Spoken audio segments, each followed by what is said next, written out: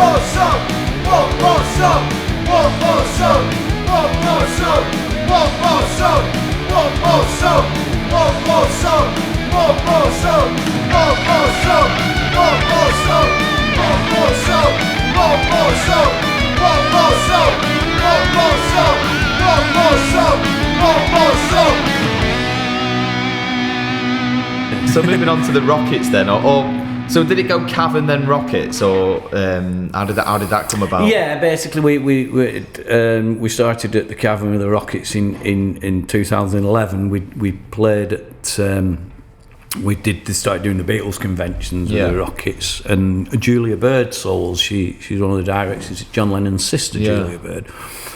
And she saw us and really enjoyed us and sort of wanted us to start playing there on the Fridays. Every Fridays we started doing it first from 2011, and then around about 2014-15 we started doing Sundays at the Cavern Pub across the road, and then we started doing Fridays and Sundays at the Cavern Club. I bet that was obviously you've had big experiences, but I bet that was quite exciting to get like basically residency or regular gigs there, because it's such a great venue, especially if you're a Beatles lover as well. It's brilliant, and every night, even now, I mean, I've been there 12 years now. It's the audience just hasn't changed at all.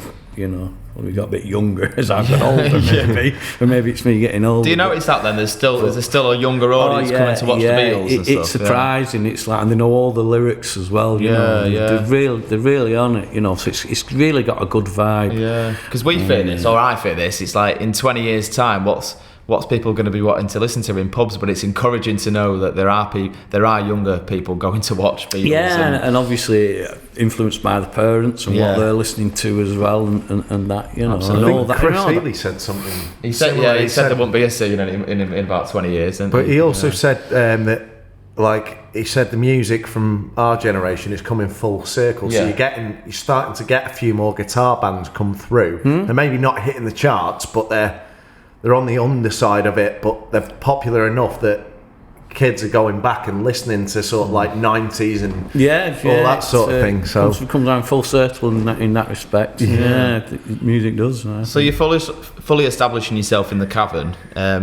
How did then the gig with the Monkees come about, and what was that experience like? Yeah, so what happened is Micky Dolenz, the Monkees were doing a world tour in 2016. Okay. And they had a single called You Bring the Summer as well, actually, out, written by Andy Partridge of XTC, brilliant songwriter. And they were on tour, but they had a break in August, which is when the Beatles convention is in Liverpool. So the Cavern booked Micky Dolenz just come down with Wayne Avers, which is the Monkees, like, he's the guitarist, like the musical director, Wayne. Really great guitarist. And so the Cavern booked those to come down, but they wanted a band to back him, really. So they asked us, and we were like thrilled with it. And this was like January before the August. So we did a lot of work with Rockits. We did, getting everything, learning everything. And they said to us, we were in contact like we were, and he said, well, just don't learn the songs as they are. Just learn them as we do them live, because they've changed a bit over the years, they're not so we had to learn them how they did them live. So we studied like a lot of the videos and that, and then they came over 3 days before. What we did, we played at the Philharmonic. We had a show at the Philharmonic Theatre in Liverpool, and then we had I think it was the Monday. I'm sure it was the Monday. We did a matinee show and then an evening show in the Cavern Live Lounge, which is the back room. Oh, yeah. And that was the main show. But like 3 days before, Wayne came over, and we spent 3 days in rehearsal. Nice. Literally almost full days, really, but certainly long sessions, really. Going through all the set, making sure everything were all right, because a lot of the songs had segues and that. And then on third day, Micky Dolenz came in, like, and we were all like, "Oh, hey, Micky, all right, you know, like, it's Micky Dolenz." You know? Bit in awe of where you were then, yeah. Well, the funny thing is, he's like, so, nice, you know, so we're all a bit nervous. Like, Wayne's like, "These guys are okay, they're, you know, it's all right, we're all right." So the first 3 songs were sort of segued, you know, 1, 2, and 3 without a break, basically. So we're playing and we're nervous and we're like, so it wasn't like we did one song and then waited to see his reaction. We had to go through this 10 minutes and then we finished and Micky Dolenz turned and he goes, "Hey, you guys are pretty good." You know, that sort of really brought the ice. And then we chatted normal, and it was just like being in a rehearsal room with anyone, really. Yeah, absolutely, yeah. Wow. And the gigs were great. They were really, really hot. It was really hot gigs. So how many gigs did you do with the Monkees, and where were the gigs, did you say?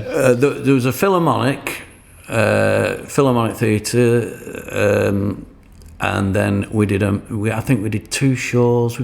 We did 2 shows at the Cavern, a matinee and an evening show. Yeah.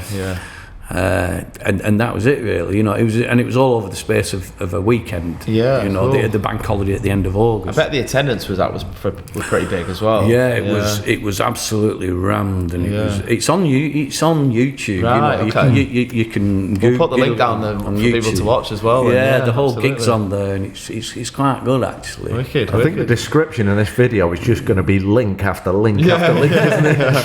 So was there anything he shared with you that you remember, or any sort of, I don't know, advice or experience that sticks with you, that he obviously had chats? Well, we did, yeah. I mean, we had time for a bit of chats. It was Wayne Havers, really, the guitarist. He showed me how to play. What's that one? I can't think. What's the name of the song? I can't think of the name of the song. It's a Monkee song with a really good guitar riff. Okay, yeah. Pleasant Valley Sunday, I think it was. Pleasant Valley Sunday that's got this like Right, yeah. And he was showing, because I had started playing. He says, "No, you play it like this," you know. So it was like little bits like that, which I was really chuffed. And that, but Micky was great, but we didn't really spend a lot of time together because he was staying in the Hard Day's Night, and he literally couldn't walk down Mathew Street without somebody stopping him all the time. So he kind of tended to stay in his room, really. But in dressing room, and that was good. Did you think when he was showing you these bits, had you sort of, sometimes when you're listening to things, it sounds like it's a lot harder than it is. So was it one of those where you'd sort of learnt it the hard way rather than actually it being simple, or was it the other way? Yeah, funnily enough, when he kind of showed it, because it's a lot of picking, and I thought, that feels easier. That's you know, it feels a lot easier. So I was chuffed about that. But when we were in rehearsals, he was pointing out little bits in songs that were there, and you're thinking, oh yeah, there's that little bit there, and there's a, especially with keyboard playing, there's a lot of, you might not think it, but there's a lot of keyboard parts in there to remember, you know, there's a lot of little bits to remember. Absolutely. And it's not so much the playing or the learning of the parts, it's just remembering, oh yeah, there's a bit here, there's a little brass bit, there's a flute bit here, there's, you know, all these little bits that you try to remember. But so it was good that Wayne was showing us those little bits as well. So it's like those videos where you watch producers of the songs like take the song apart, and they say, so yeah, we just did this bit here, and here's the vocals without the double track, and you don't realise what like differences these tiny little bits, these 3-note passages in one section of a song. Yeah. You don't realise what difference it makes and how it fills the song out. Yeah, it's brilliant. That album show is great. You know, I watched a few of those. Have you seen some of the Paul McCartney dissections on some of the Beatles songs? No, I've not seen them. No. They put it all on basically like a mixing desk, and they bring bits in, and it's like bits you don't even really hear, and there's solo, and it's cool. Yeah, it's wicked. So obviously after that, then the Rockits was formed. So could you talk a little bit about the Rockits? Was it exclusively Beatles? Was it just 60s? No, I mean we were a 60s band, and I suppose a remit, if you will, not so much a remit, but when we played at the Cavern, it was mainly 60s bands that had played at the Cavern. You know, so you got the Who. you know, Stones, obviously the Beatles, Hollies, you know, all these sort of bands. The Hollies actually went after the Beatles finished their residency. 1963 it was the Hollies that took over the Residency after the Beatles. Oh, I see.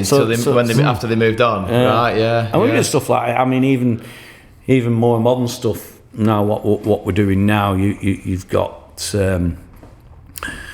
you've got Queen. They played down there, and then the Coral bands like the Coral, Adele's played down there. You see all the names on the bricks, don't you? For they played. There's a lot, isn't there? Every so often. Monkeys, I've seen. Arctic Monkeys played there. 2000 and everywhere. Yeah, they even get like undiscovered, like I think bands. Local bands. I know Dave Monks does a bit, doesn't he? Right. there's someone that runs an open mic on a Monday, religiously every Monday, but you've got to get there really early to get on. That's at the Cavern Pub, is it? Yeah, the and then they've got. Yeah, that's true. Then Dave Monks from Radio Merseyside, he puts on his favourite bands from the BBC introducing Merseyside as well. When I was in the area, never managed to get on it quite for whatever reason. But a few of my mates have played there, and they just said you don't realise like what that stage is like until you actually get in there. It's just something else. Yeah. What, the Cavern Club? The Cavern Club, the club stage. Yeah, there's two. There's when you go in the front stage is the archway, and then the backstage is the bigger one really. And it's like when they have the bigger bands on. That's where they play in the, you know, the events are in the back room, you know. But yeah, it's like certainly the archway. It's a very small sort of it's really you're really on, the audience is on top of you sort of thing. Yeah. But it's for somebody who's not been to the Cavern before, just talk us through that general experience. I've been, you've obviously been as well. No, I've not. Oh, you've never had the luxury of going. What's the experience like for somebody that's coming to watch the music? What's it? Well, I think all the acts that are there, all the bands that are really good quality, and the solo singers, and the solo. I mean, you've got music on basically from the moment it opens on a Monday. 11 o'clock, I think it opens, 11:12 on a Monday, all day through, through to Sunday. So if you nipped in there now, there'd be something. If you went on there now, there'd be something on. Whatever time of day you go in, there's always an act on. There's always something on. It's always. And Mathew Street as a whole is vibrant. There's people on everywhere. Yeah, it is. Yeah, I mean, you've got Eric's across the road. That's another famous nightclub. Yeah. And all the bars and that down there. It is very, very vibrant, and it's always busy. You know, on a Friday night when we're there, I mean, I go about 9 o'clock, and it's busy at 9 o'clock. You know, when I go, there's always people buzzing around. It's a good vibe. You know? Absolutely. What's a parking situation like down there? Well, there's a few streets I can park on, and you can park after 6 o'clock. You know, so there's a few streets I know where to park. You know, and again, touch wood, I've not had any problem in 12 years parking. You know, but whether they change that, I don't know. What's the standout thing if you could look back and go, that was the best moment for me? Like, what would it be? I think the Micky Dolenz Monkee one, definitely.